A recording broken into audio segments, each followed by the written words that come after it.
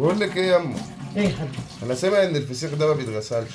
مين اللي قال لك كده؟ ده ناس كتير يا اما بتقول كده. بس بلاش قرف. بص نازل منه ايه؟ ده يتغسل.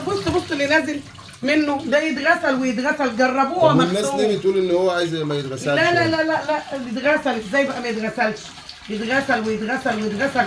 الناس اللي هي مش فاهمه يجربوه بس هو مغسول اهو. غسلناه ودلوقتي هعمله لك شربات كمان.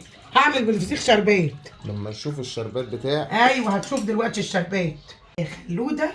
حطيت الليمون بقى. شايف الليمون والبصل والفلفل. ده بقى الفسيخ اللي بيتعمل منه شربات. فين مش الشربات؟ اي حد. فين الشربات؟ ماشي. حطينا الخل وحطينا الزيت وحطينا ليمون. ماشي. ده كده تتنقع بس شويه. ده بقى كده الشربات. الله. استنى بقى اما ادوقك ولا ادوق واقول لك. بص لا بقى. لا زي ما انت شايف كده. تعالى بقى ايه كده. الفخامه دي. يا سلام. بص بقى ده كده. أوبا. ده شربات الفسيخ. الصوص اللي هينزل من هنا. يلا بسم الله الرحمن الرحيم.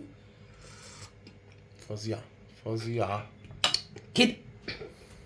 يجنن. اسم الله عليك. يجنن.